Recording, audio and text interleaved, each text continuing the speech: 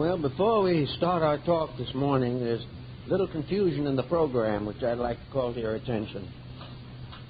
On May 17th, which is a week from today, John Irwin is listed to speak, but it's not possible for him to keep that appointment, so I'm taking that Sunday. I'll be here with you again next Sunday, and I will give the talk that was intended for June 21st, the Chinese astrology, the year of the rooster.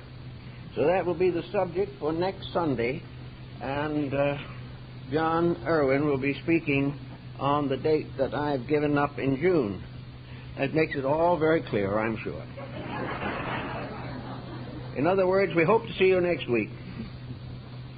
The subject of the morning is really a very difficult one to approach in a factual manner. We all realize, I think, that there are a great many things that are true, but which can get people into trouble. We are not doubting or questioning the existence of psychic phenomena. We are not doubting the existence of nuclear research, but we don't like some of the things that happen as a result of it. We are not opposed to television, but we think some of the programs are pretty terrible. We think people should write good books, but we do not like all the books that they seem to write. So that while there are truths and facts and realities, which probably in a dignified, scientific, and thoughtful manner could be very constructive, but once they hit the media, once they are popularized and dramatized, they have a tendency to cause trouble. And this is especially true, I think, in the field of psychic phenomena. For many years, this was quite a problem back in the 20s and early 30s.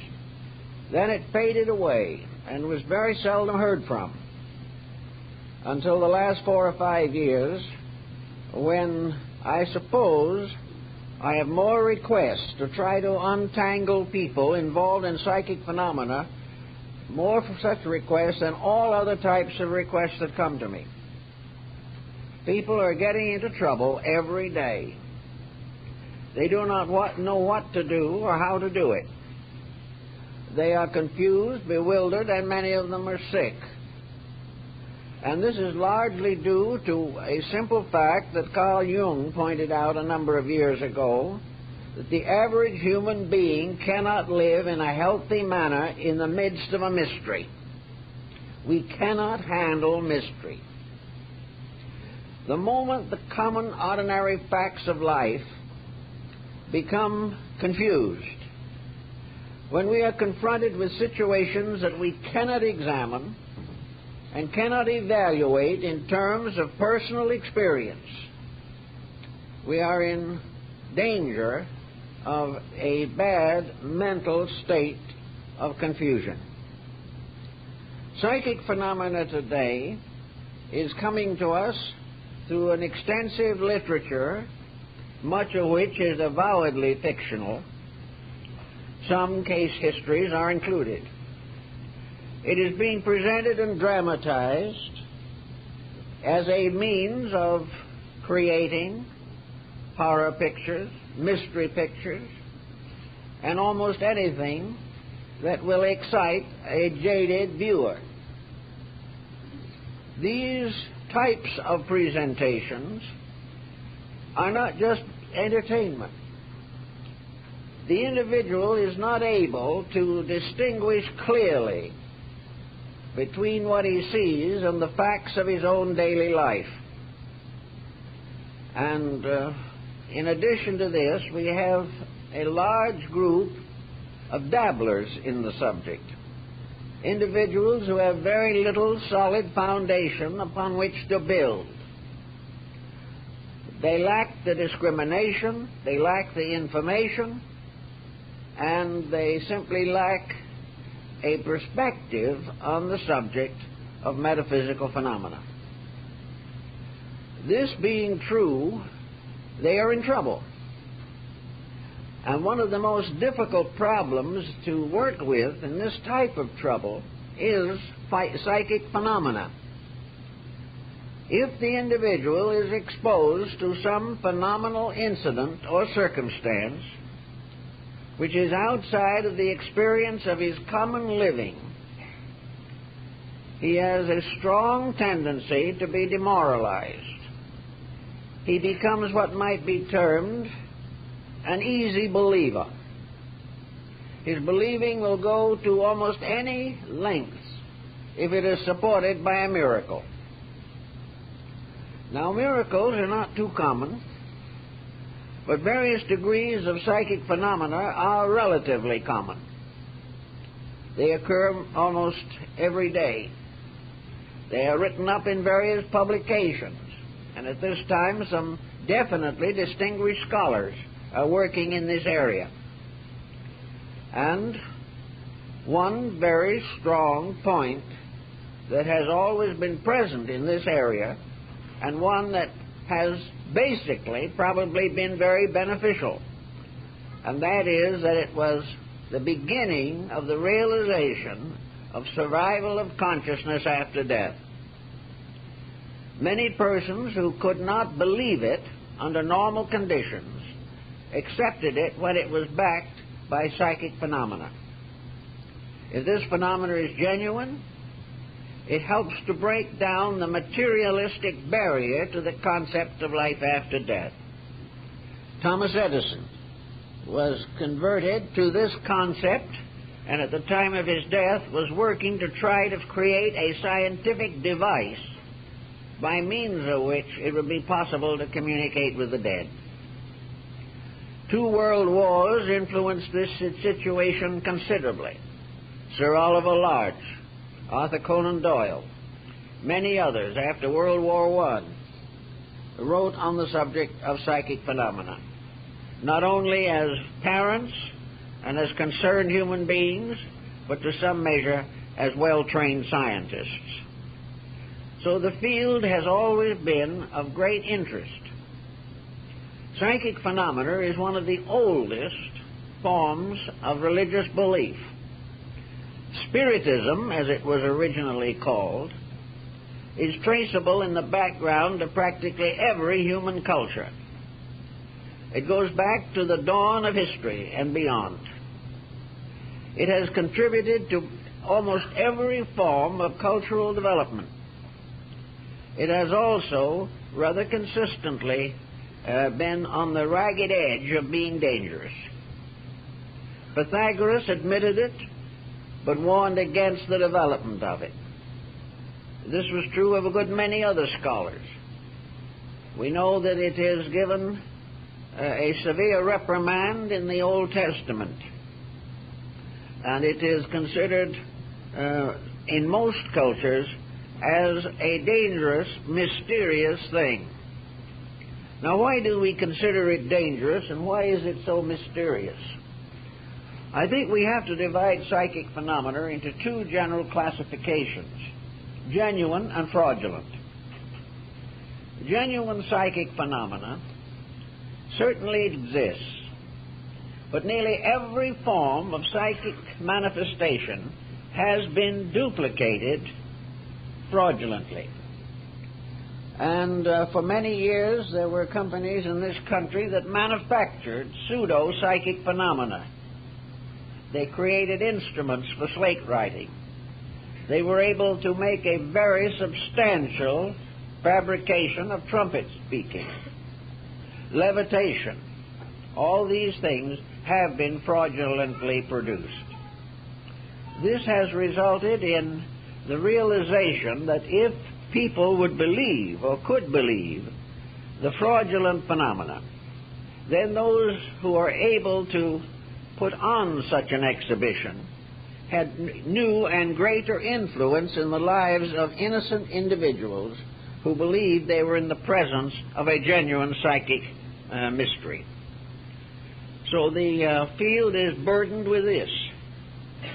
It is also burdened by a common fact of human nature, namely that even the most gifted psychic or medium cannot produce phenomena on demand.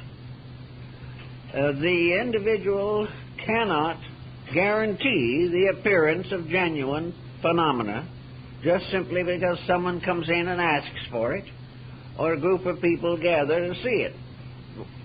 Therefore, nearly all phenomena has had to be, to a measure, supported by psychological or other forms of instruction. The individual has had to supplement phenomena with other means of influencing the minds of persons he wished to influence. This gradually got more or less out of hand and has been for a long time a very serious handicap to the development of the genuine faculties of man's extrasensory perception range. Now, some types of psychic phenomena are more commonly fabricated than others. Some types are so personal, so intimate, so tied to the individual himself, that there are no elements of probability that they could be fabricated. One of these, for instance, is psychometry, in which the individual himself has the experience of finding certain memories, thoughts, or reconstructions of previous incidents as a result of his own nature. Wherever psychic phenomena comes from within the individual himself and is more or less guaranteed by the fact that no medium or professional person interposes between the psychic and his phenomena, we have fairly substantial grounds for the belief that it is genuine. We also realize that we are coming closer and closer to the development of our own extrasensory perception gamut. More and more we are having experiences of the development of faculties that have been latent. Among the various systems of the development of such faculties are some that deal very closely with psychic phenomena. The religious and philosophic aspects of this search for inner guidance will be found principally in Oriental religious systems or Christian mysticism.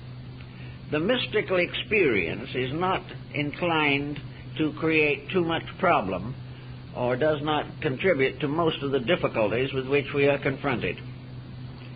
Now, the next important point I think we have to make is to analyze and study the individual who becomes involved in psychic phenomena. The average person who is involved is a lonely, more or less introverted individual who has some earnest desire either to communicate with the dead because of bereavement or to gain some type of experience of life after death as a support to a religious conviction. This type of person is, for the most part, an easy believer. They are looking and desiring so desperately and definitely that they do not generally use a great deal of critical thoughtfulness in the matter. They want to believe in psychic phenomena. They want it because they need it to fill an emptiness in themselves. They feel deserted, lonely, isolated, or frustrated, and hope that in some way the psychic situation will assist to remedy this condition. Because of the fact there is very little basic experience, very little critical knowledge, these persons can be very easily deceived. Also, there is a whole group of psychic phenomena in which there is no intentional to deceive at all, where a mystical experience, a dream, a nightmare, or some subconscious reflex within the person has caused them to assume that they are in the presence of a spiritual reality. Many persons have built philosophies, systems, creeds, and cults upon a dream. A dream which, were they not believers, would have meant nothing to them. But because they were not only believers, but constantly hopeful, things they had read, things that had been told to them, longings and yearnings of their own, affected the sleep state, resulting in what appeared to be a psychic experience. Now, a psychic experience of this kind is clearly not to be considered archetypal. An archetypal dream is not the kind that generally produces this form of phenomena. An archetypal dream is something from within the individual that is demanding recognition. It is an instructional factor. It is the internal teacher being heard from. But a great deal of this psychic phenomena arises from hallucination. It arises from the individual whose desperate desire to believe permits him to believe that which is not reasonable, not probable, and not consistent with his own good. This we find so very, very common. Another difficulty with the matter is that once the believer has gotten into a psychic difficulty, it is extremely difficult to rescue him. The psychic experience which he believes to have occurred is stronger than any counseling that can be given to him. Once he has decided that he is in the presence of a spiritual experience, there's very, very little chance that you can talk him out of it, even when it becomes obvious to a third person that the experience is not genuine. We have all the time this type of problem coming in, people wanting help in these various fields. But it is practically useless to try unless the individual involved is willing to try his own experience for himself. Unless he is willing to sit down and answer some basic questions and answer them honestly, there is very little that anyone on the outside can do that will overcome the desire, the devout intention to believe this particular type of thing. So you can always say to yourself, if you're involved in psychic phenomena, you can ask yourself a few vital questions. One of the most common types of psychic experience is the one that calls the individual to a ministry. It is one in which something, usually the subconscious, seeking release, seeking the experience of self-superiority, likes to hope or feel or believe that they are called to change the course of history, that they have a message that has been given to them that the world is waiting for. Now, the question that you ask these people frequently is why, if you feel this way, do you believe that you are peculiarly qualified to receive this message? What made you the candidate for this overwhelming revelation? How did it happen that they picked on you?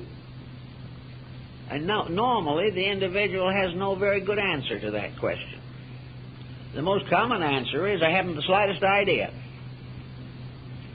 So you start to try to find out, and you say to yourself, if you were hiring someone to carry on a special and delicate and difficult task, how would you choose to engage that particular person?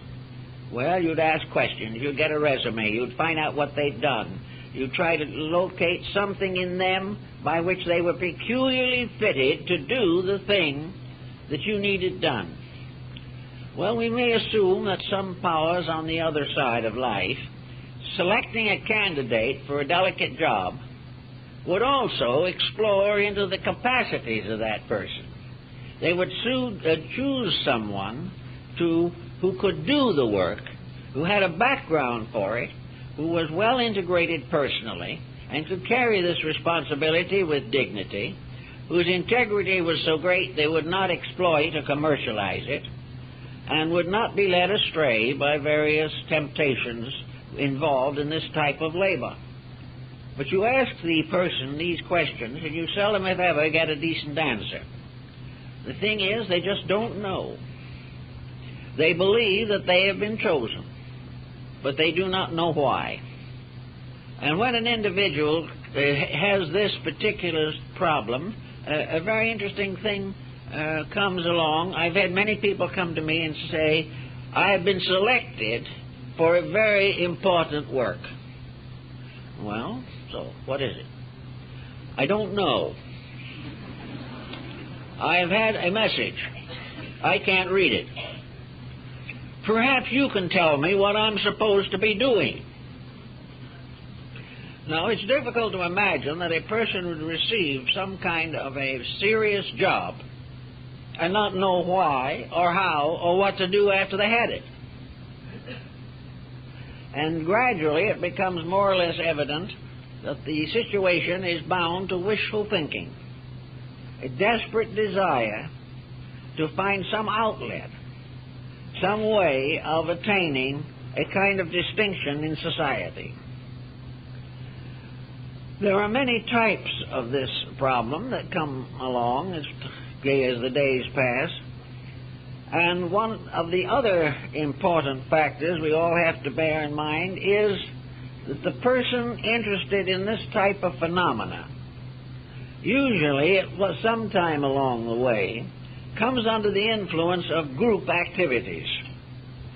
Somewhere along the line there is someone who is specializing, or believes they are, in this type of research. And there is a constant tendency of people of this type to want to get further development, to get further strengthening of their extrasensory perceptions through some type of personal discipline or instruction. This gets to be very complicated, however, unfortunately, because in many instances the blind lead the blind and everything goes bad. In other instances, we find the individual presented with a type of mystery in the group with which he associates himself, which is not very healthy. Not long ago, we received a letter requesting information. This person wanted to join a group that they felt might have the kind of answer that they were seeking. But in order to join this group, they had to take an obligation. They had to take a vow that they would give complete, unquestioning obedience to the leaders of that group. Whatever the leader asked them to do, that they would do without question or hesitation. Well, I would be very much inclined to depart from that group or never get into it. In the next place, in the same point of view, the information was not available as to who was the head of the group. So you were taking a blind obligation of total obedience to persons you have never known, never heard of, and have no way of estimating. When you get a situation of this kind, I think the wise person is best invited to refrain from accepting such an obligation system. The individual's only primary obligation is to God. And next to that, his own integrity. He has certain social obligations to his nation, to his family, to his society. And to compromise these with some kind of an obligation which we are not able to understand, requesting that we take upon ourselves the complete servitude to an unknown person, is not in line with true esoteric good taste or safety. It is a very dangerous thing. Also, we find very often the rising tide of commercialism coming into this problem. The formation of groups, the writing of books, the production of television or theatrical plays for business reasons, for profit, and as far as that's concerned, simply to cater to a market is not a good way for the mysteries of life to be promulgated. It is much too dangerous. I have read a number of the recent books dealing with these subjects. One or two have been very well written and carefully written. For the most part, the others are simply paperback fantasy. They are written only for one purpose, and that is to sell and make money. And these are taken seriously by persons who are already sold to the idea that such procedures are possible.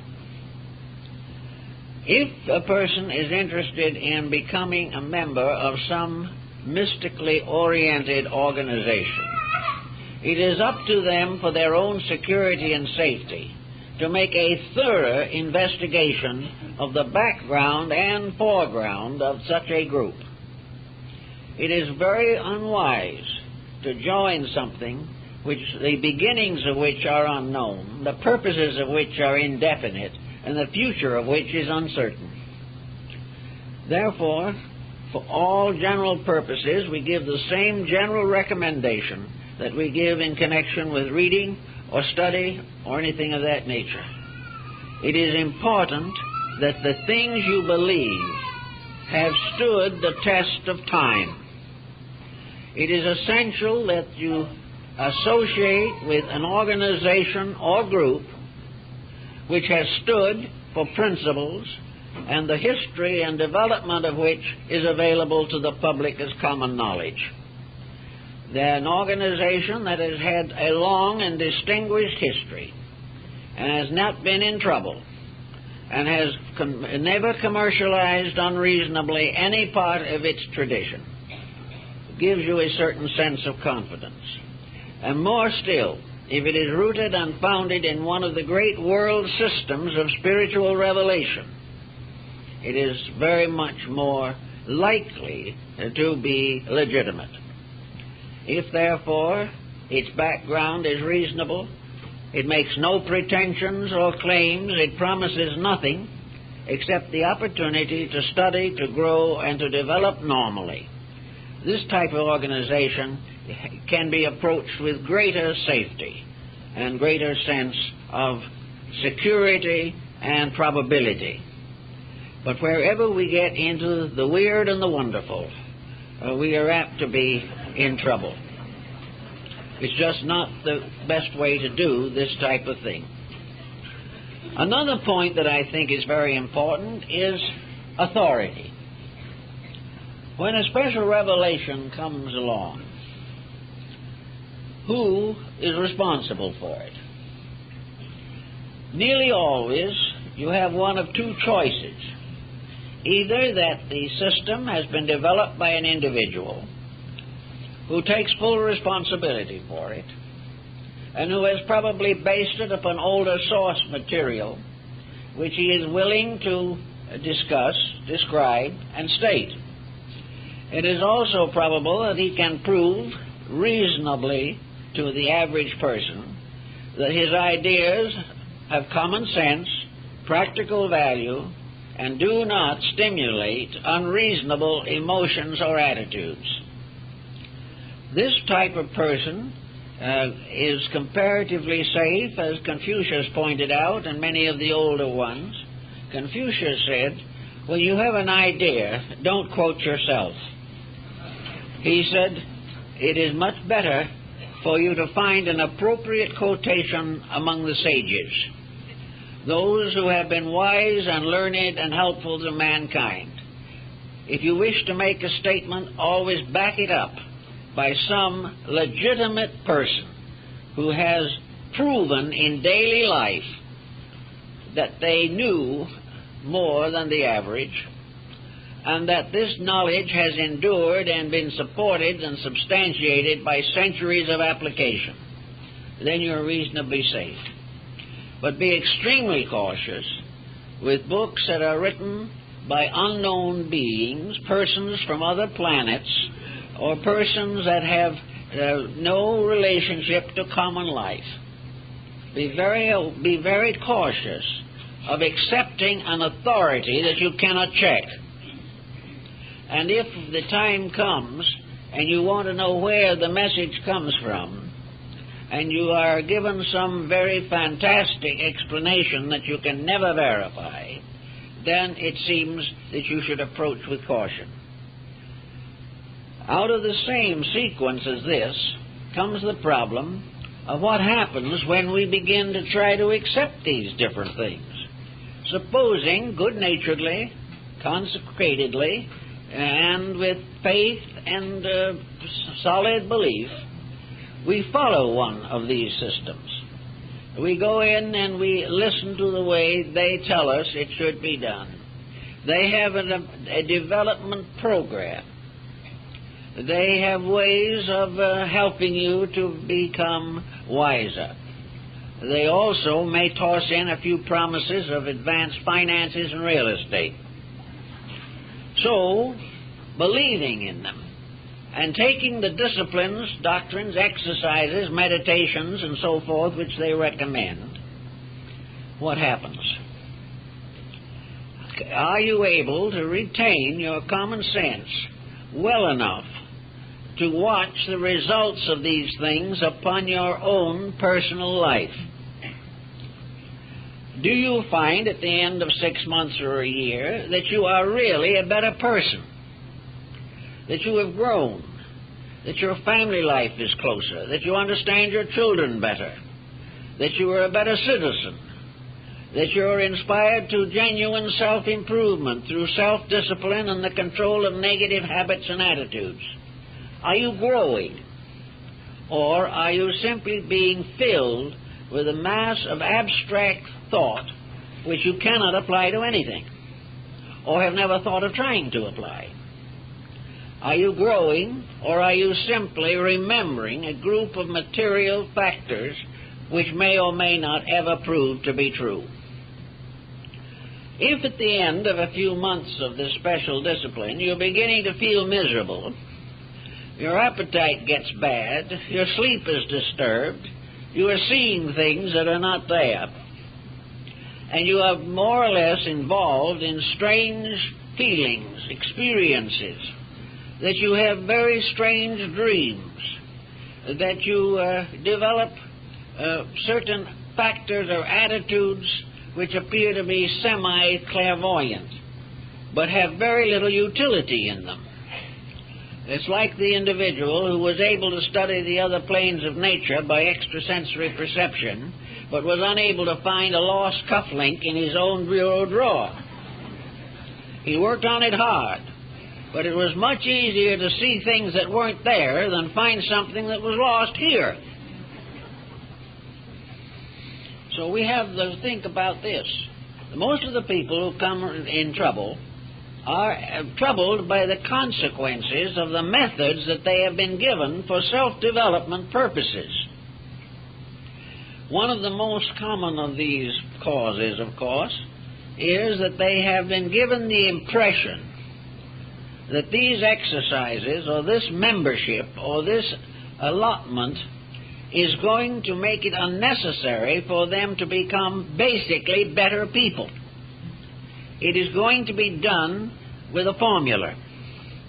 It is going to be done by a method that can be given to the good, the bad, and the indifferent, and it will work for all of them because it's the formula that is important. And this formula is the direct route to enlightenment. The answer to this is nearly always the same: misery, disillusionment. So the individual finally comes to the fact that he has supported his own gullibility with a mass of psychic phenomena. He has, for instance, spent years studying the constructions of some psychic situation which he will never see, never know, and never realize whether he's right or wrong. But he memorizes it all. He memorizes a series of wonders. He follows a series of beliefs that he cannot justify except by blind acceptance. He also develops gradually within himself an alter ego within his own nature.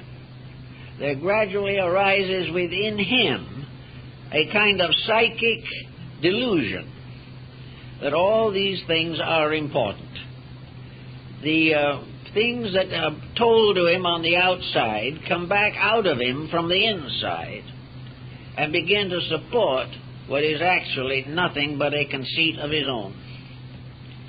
This being the problem, we face these difficulties in numerous persons who should know better, but who frankly do not wish to be disillusioned. You tell one of these persons that what he is doing is simply self-destructive, and that person will walk out and go on looking until he finds somebody who will agree with him. The person caught in the web of phenomena is usually in a difficult and dangerous position.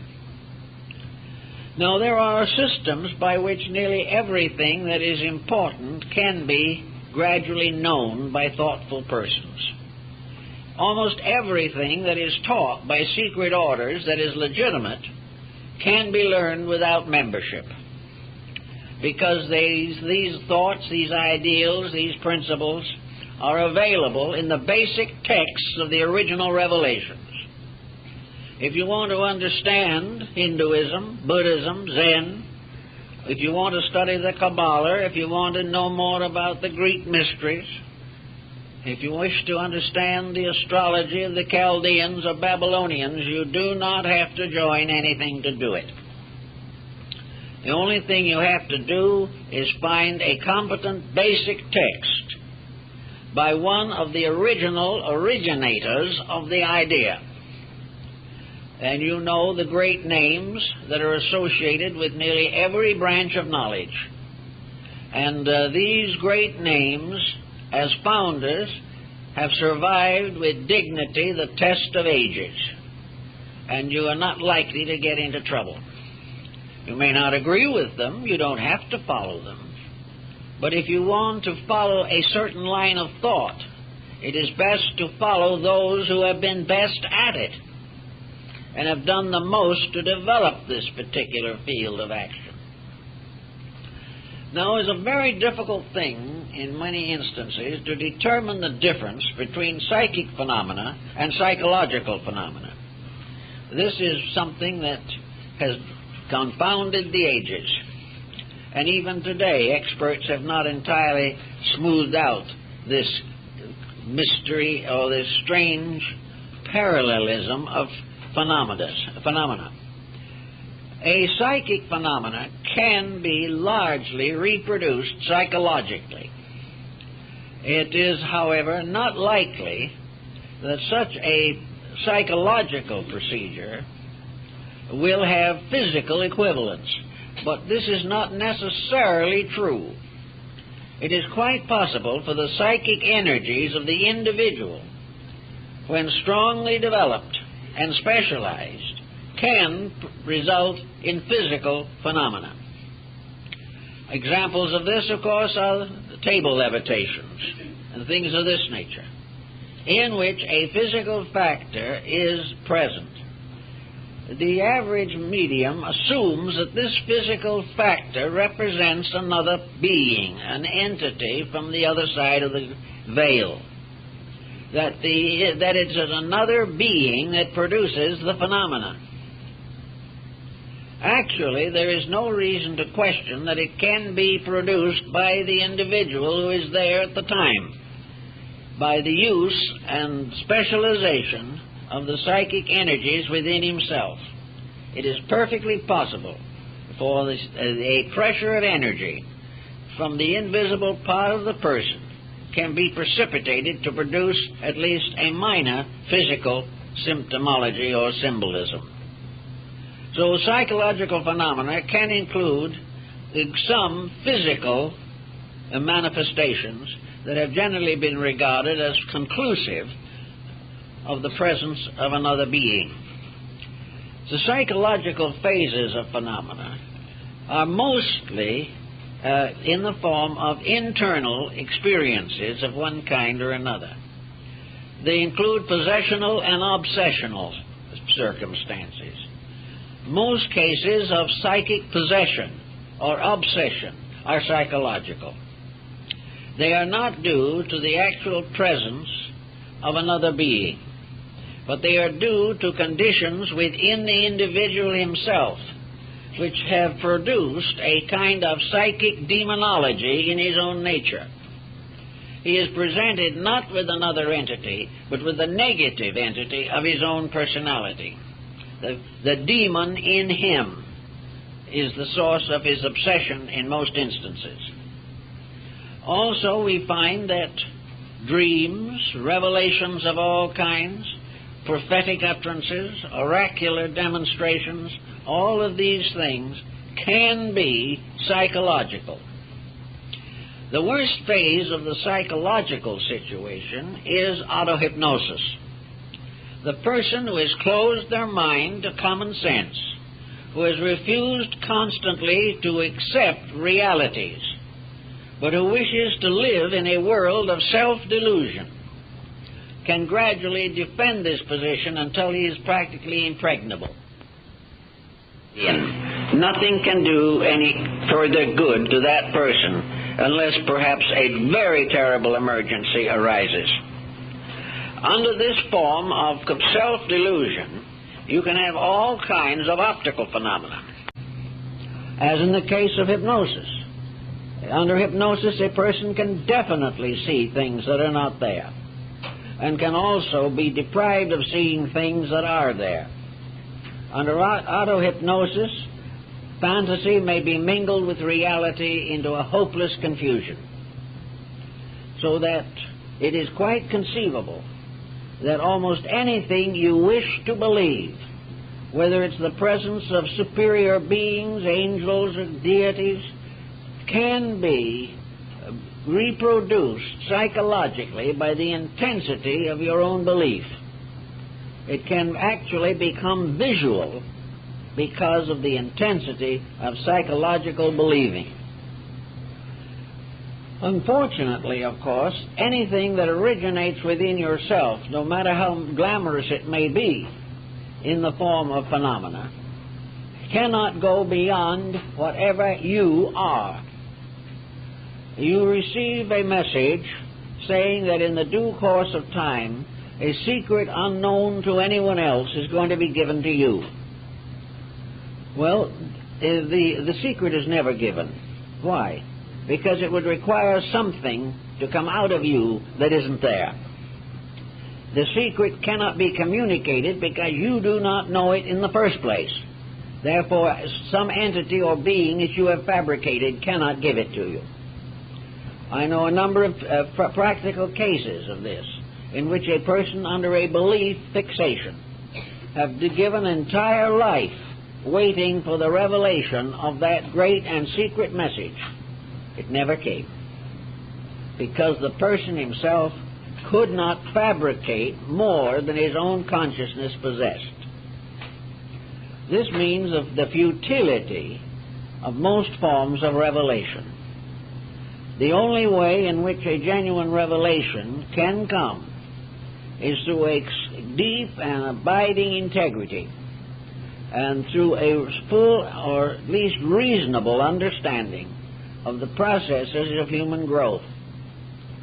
Almost all great religions have had their mystical beliefs and their mystical sects, and these are always developed along one line, one pattern, which involves humility, dedication, integrity, and discipline. These are the priceless ingredients.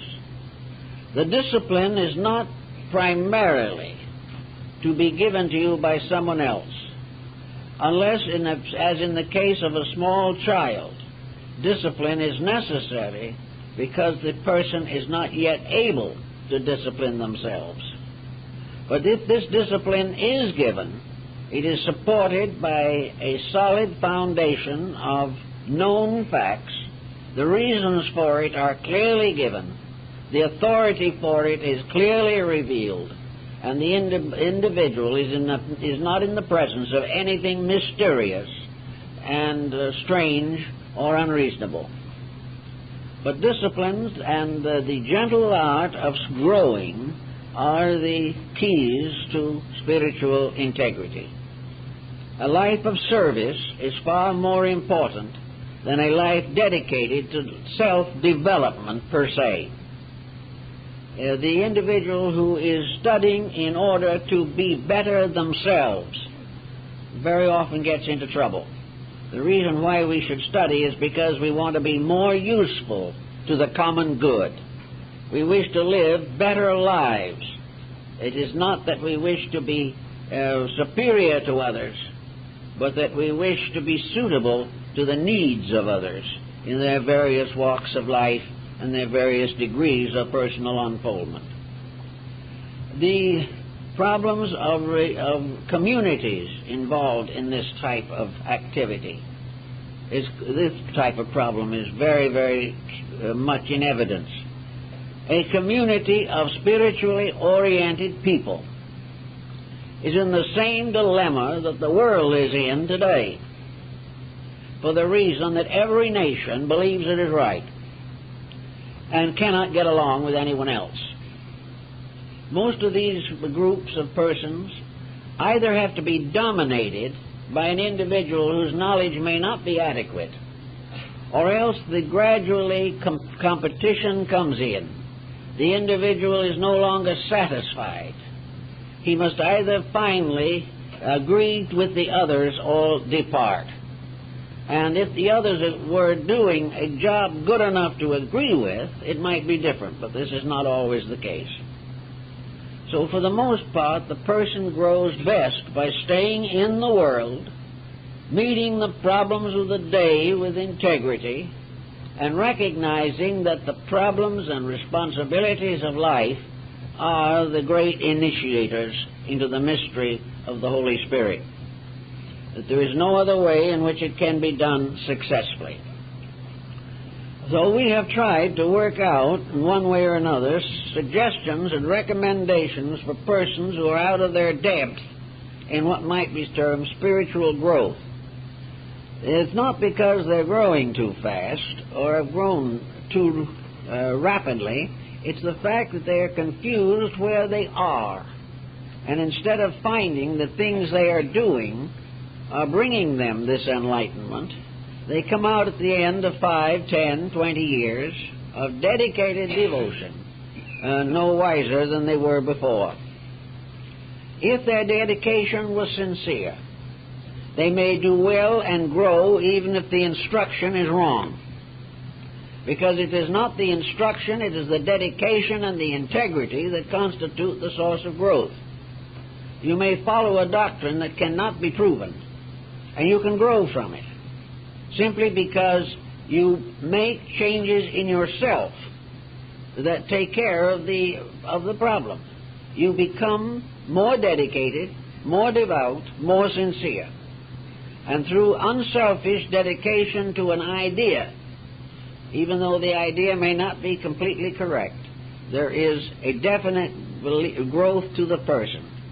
This is why all sects of religion, regardless of whether we approve of them or not, are equally important in bringing to each individual the opportunity to make a personal dedication to something greater than himself.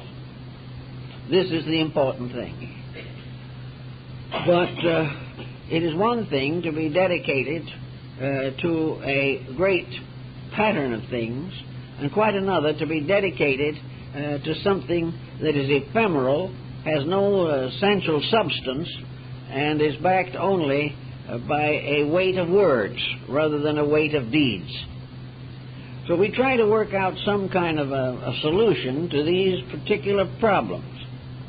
If, in the course of trying to grow sincerely and lovingly and as wisely as you know, you're in trouble. Particularly in trouble involving the nervous system, in dreams, spiritual visitations, various obsessional factors, or visitations, or if you believe you're being haunted, or if your health is failing, or your family can no longer get along with you. The point is, stop right then and there. Stop any system which makes it impossible for you to be a normal person. Because growth is not by way of abnormalcy. Growth is an expansion of normalcy to higher levels of usefulness and integrity. The moment your disciplines are giving you a headache or a backache or interfering with blood pressure or causing you to see things that are disagreeable or disturb your sleep, result in the feeling or awareness of presences that are not there, the moment this type of thing begins, stop the discipline right in its tracks. Go no further.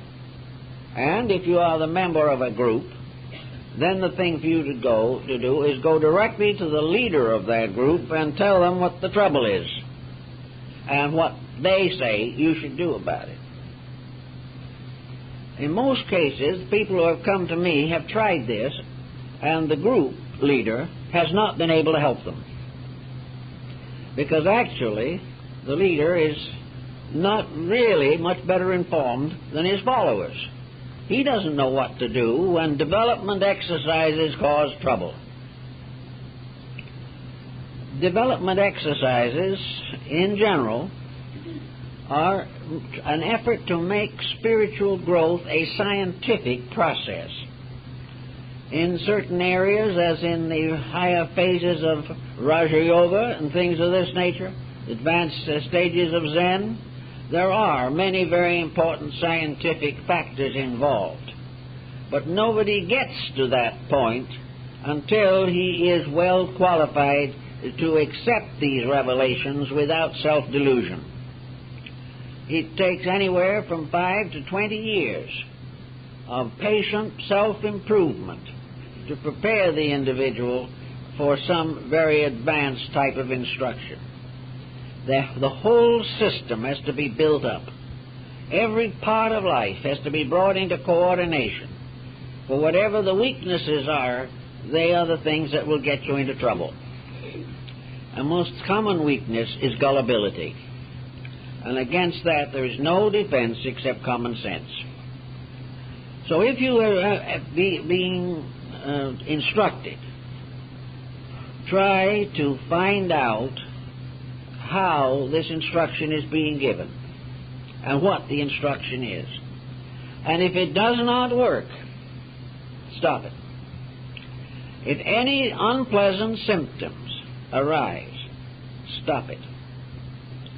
If you find that you are not well integrated in the activity you are carrying on, supposing you feel and discover from experience that the group activity with which you are associated is not good for you, the answer to that is move out of the group. Now, there's a catch in this, however, for a great many groups have the attitude that if you leave them, they will punish you. You are warned that if you do not stay with the organization, that the organization will do various psychic things to hurt you. The moment this comes into the picture, anyone with common sense knows the quicker they get out, the better. But to a great many persons who have become believers in the power of mind over matter, who are convinced that this teacher could produce an adverse or malicious force in their lives, these people settle down to frightening themselves to death. It doesn't follow that the leader of the group has to do anything. The individual who believes he can and believes he would will take care of the situation themselves. They'll have all the experiences, all the persecutions, all the psychic maliciousness you can imagine, simply because they believe firmly that the person whom they suspect is well able to perform such activity. Actually, the person who decides that it's time to go and not be part of it any longer must follow that basic instinct and go, and realize in himself that in so doing he is defending truth and defending his own consciousness against errors which he previously accepted. Normally speaking, the problem of this malicious influence from someone else fades out very quickly if the person develops other interests. But if they are frightened to death, go and live alone in a room or an apartment, settle back and worry over every night that this is going to happen, then you have the type of person who is fit for exorcism. A person who is frightened to death by the fears of his own inner imagination. This common situation is unfortunately quite prevalent. Now, another type of psychic phenomena that very often seems to show up at the present time is this problem of automatic writing or things of that nature, something like the Ouija board. The planchette, as it was called in Europe, was forbidden in France because of the number of deaths, crimes, miseries that were caused by this little table, which was referred to in Europe as the Devil's Flatiron. The Ouija board is about the poorest source of information in the world, and yet people who would never believe a factual statement surrender instantly if they believe that their granduncle is on the Ouija board with them. This makes it a wonderful, mysterious, overwhelming thing. Ella Wheeler Wilcox went through the session of the Ouija board and came out very strongly against it. But many persons who have been bereaved feel that this is a way of communicating with the dead. Another way of communicating is your automatic writing. And your automatic writing is almost always psychological rather than psychic. It is a method of negatively getting out of your system things that are there. The fact that you do not consciously move your hand doesn't mean that a ghost is doing it. It simply means that your own subconscious has taken control of it. And out of it will come whatever your subconscious has in it. Now, it may be that in some cases the subconscious might have a little genuine information for you, but more likely it is simply a problem of releasing frustrations, neurotic pressures, personal unhappiness, and seeking some kind of an escape from boredom or the sense of personal inferiority. So the thing to do is, if possible, to get away from all these things. We are not supposed to strengthen our present life by contact with those who have gone before, who, while they were alive, may not have been any better off than we are. The death does not transform a person into a prophet, a seer, or a saint, or a sage. The only thing that accomplishes this is the experience of life in this world in the daily meeting of responsibilities and problems. So all this type of thing is fascinating, and it is something that catches the mind in a web. Now, against this, of course, has been the very strong and positive influence of materialism. Materialism simply discounts the entire field. Your materialist does not have these kind of experiences. It's very rare. If an utter materialist has such an experience, it really is worth giving a careful look at that particular happening. But for the most part, The materialist is not bothered by any of these things. He doesn't suffer from ghosts. He doesn't live in haunted houses. He doesn't have any worry over automatic writing. He doesn't have a Ouija board and doesn't want it. And it never occurs to him that his deceased relatives want to communicate with him, because he does not believe in the survival of life after death. Therefore, his deceased relatives have no existence as far as he is concerned.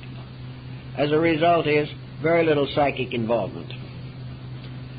Now, however, we're having a change in the mood. A great many persons who were materialists up to a short time ago are beginning to contemplate such problems as the extrasensory perception and reincarnation and karma, and even other forms of esoteric Eastern or Western mysticism. We are beginning to develop what might be termed a level of mysticism among more informed and cultured people. It is no longer a folk belief. It is now a belief that is beginning to influence scientific thinking. It is beginning to result in a new approach to life after death and a new interpretation of the mysteries of what lies beyond the grave. Escaping from the dogmatism of literal theology, the mind goes to philosophy, to ethics, to religion, and to mysticism, and gradually applies in these fields something of the scientific process which has previously been limited largely to materialism. So we have a new type of psychic investigator who is approaching it not as an easy believer, but not with a mind locked against it. Now, in the times of Oliver Lodge and Conan Doyle, your scientist who became a spiritualist really was completely out of his depth. He was therefore a divided person, a scientist in his mind and a spiritualist because of emotional pressure within himself, usually involved with the death of someone close to him. Now, however, we have a somewhat different point of view. The new type of research is not based upon a desire for consolation from beyond the grave.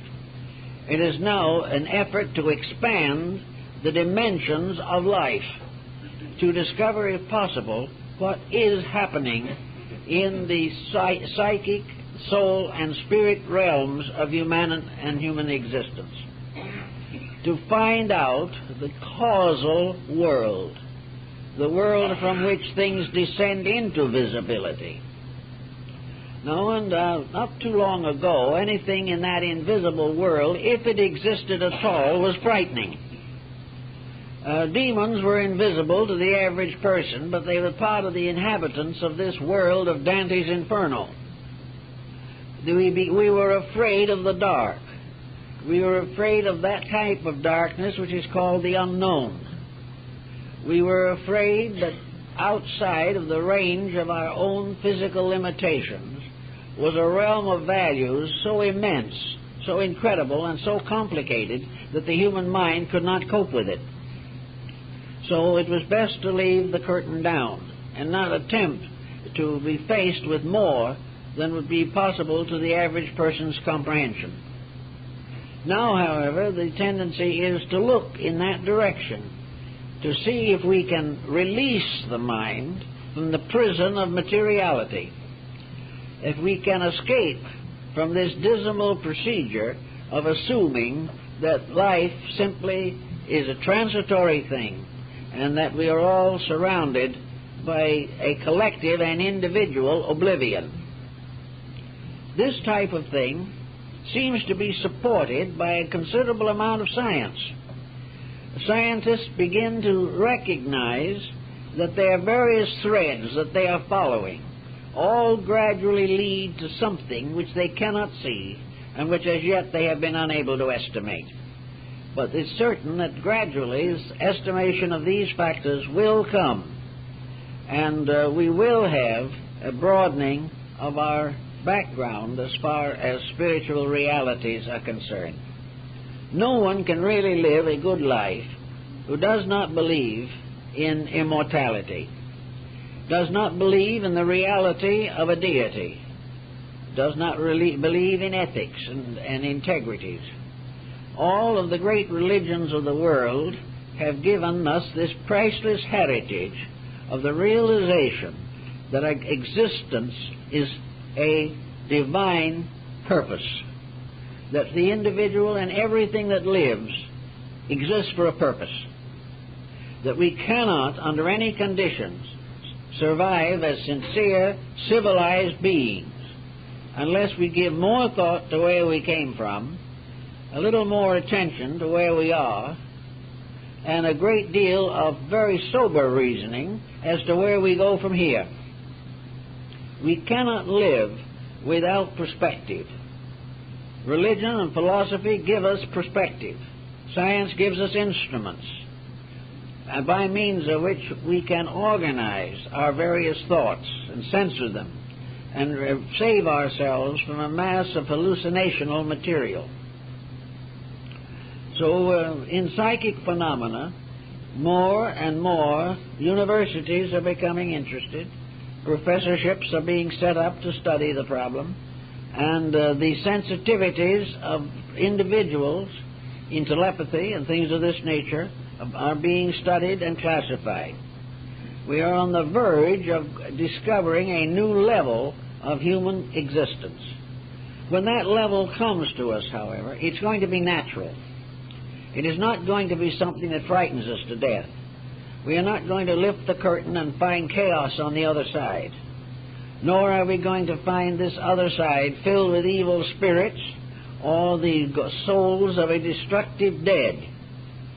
This problem of what we're going to find there will gradually be solved, and we will discover that the invisible cause of visibility is not evil.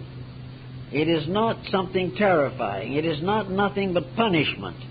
It is, in fact, a new land which we are going to have to explore and colonize in due time. Lands and worlds that lie beyond our present temporal boundaries. But whatever is there is not going to hurt us. It's not going to be dangerous to us. We are in more danger here than we will ever be hereafter. We must find the solution to our present danger through the reorganization of society. And we must find the solution to our inner anxieties about the invisible through the gradual organization of our own understanding and insight. We're going to have to gradually develop common sense in dealing with this uncommon subject. And if we can do this in a creditable manner, we will get along pretty much as we should. We also have to watch a little bit, I think, the involvement of a very poor philosophy of esotericism in entertainment. We are having all kinds of films now dealing with obsessions, with possessions. We are having all kinds of demoniacal factors, all kinds of psychic persecution. All this type of thing is coming to us under the sponsorship of Olamargarine and detergents. It is very interesting to see demons rising on every hand on the 15 or 18-inch screen with intermissions for donuts. But in a sense, this type of thing is becoming a hardship upon all of us. It becomes a hardship because seeing is believing. And things that are seen are very difficult to reject. Things we hear, we can get over. But things we see have a certain verisimilitude, which works a great hardship upon the easy believer. And being bombarded with this type of thing constantly, and having horror picture after horror picture imposed upon us, the viewer, even children, find it increasingly difficult not to be affected. And for millions of people, all these horror films are actually believed to be based upon solid fact. They are accepted as realities, which is something we should never do. Up to a few years ago, we had another group of realities. That is the dramatic production, which consisted very largely of compounds of human misery. We had nothing but disappointed, disillusioned, frustrated people. We had infidelity, we had corruption, immorality, and everything as part of society. And we gradually have not only come to believe all this to be true, but we have inspired otherwise normal persons to experiment with it themselves. We are creating delinquency to support the fact that we believe the picture is telling the truth. And we keep on until the picture does tell the truth. Now, your psychic problem is the same thing. We are creating beliefs that are unsound, unfair, unreasonable. We are causing people to become more and more fearful. We are advertising and documenting situations that have been manufactured, presumably for our entertainment. But anyone who finds these things entertaining had better make a very careful examination of his own inner life, because he's on the verge of trouble already. We should not be entertained by that which is unreasonable, destructive, morbid, or revolting to our normal faculties. So we have to watch this, because we'll have more and more of this type of thing, more and more propaganda about infernal beings, of mysterious creatures, and it now is beginning to take shape that we are going to switch our point of emphasis from flying saucers to flying demons. We are gradually going to create realities in our own thinking, which have no foundation in fact. Persons who are interested in growth or trying to live better lives and get somewhere with their problems will be wise to censor their viewing of a great deal of this type of material, and censor their reading of books of this kind. Persons interested in these subjects are instinctively inclined to pick up a book that seems to deal with a subject close to their own hearts, but they do not realize what the author is going to do with the material. And very often it ends merely in enlarging terror, fear, or anxiety, or causing the person to accept as true something that has no authority whatever except in a writer's imagination. So, to keep this psychic situation under control, we have to constantly guard ourselves against over-influence.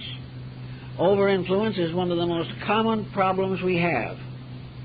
And if we're not careful, the mere fact of our own sincerity may get us into trouble. We are so anxious to know more, we are so anxious to learn more, and we are so hopeful that something good will be said, that we open ourselves to a great deal of psychic confusion. For a long time we had very little black magic in our environment, but it is also beginning to become more prevalent. Sorcery and all this type of thing, ritual magic, all this form of activity is becoming more frequent. Only a person in a position like mine knows what frequency means. We know a little bit about how these things are being spread and who is being influenced by them. And we cannot do better than to warn everyone to refrain from involvement in any type of procedure which is inclined to create visual phenomena. We have people who are trying to develop the yoga systems who are in serious trouble because they have tried to become spiritual before they had become honestly adjusted as normal human beings. They were trying to develop extrasensory perceptions when they had not developed the sensory perceptions they were naturally endowed with. We like to jump into something superior. We like to think that we are uniquely capable of a much higher degree of insight than we now possess. But the truth is we have just exactly the amount of insight that we're entitled to. And the only way to get more is to grow, to become better, to unfold our natural potentials. But to look for shortcuts and special disciplines is to open oneself to a tragedy. Therefore, we say that the psychic phenomena field can be, in part at least, genuine, that such things have happened and been recorded from the dawn of time, but that the cultivation of phenomena as a means of spiritual growth is exceedingly dangerous and should be approached only under a long probationary period of self-discipleship or the strongest possible internal integrities. Nearly always the problem lies in vanity or in some form of self-interest. The person wants to be more powerful without being a better person. He wants to have more influence, but he has never developed the type of influence that would give him distinction. He wants to perhaps create an organization to be worshipped and adorned and adored himself when he is not entitled to it. Wherever self-interest, egotism, and things of this nature enter into the quest for knowledge, trouble is right there with them. The only reason why a person who is honest wants to know more is in order to serve better the needs of others. He is not seeking for self-aggrandizement. He is seeking to do the daily job better and to help more people in more ways because he has gained certain integrities of his own. Among other things, he will have the problem of trying to keep his own children out of difficulties. The use of knowledge is to help others, not to advance one's reputation or distinction. It is not at all necessary that the individual should have ulterior motives. It is much better to be very simple, very honest, very kind, very sincere, and try to grow as nature intended, step by step, degree by degree, strengthening growth through good works, earning the next step by being true to the present step, and realizing that the journey to wisdom is a long trip, but that each step toward that end is important, and any step which is circuitous or takes the person off the main track is simply time wasted. There's only one way of growing, and that is by becoming better through self-discipline and dedication. On that basis, there's no difficulty. Or if there is difficulty, we have the resources to meet it.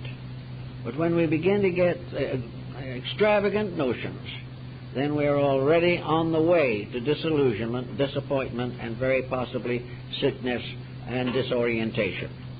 So we advise everyone to be very cautious and very thoughtful in these matters. Well, I guess that's all for today.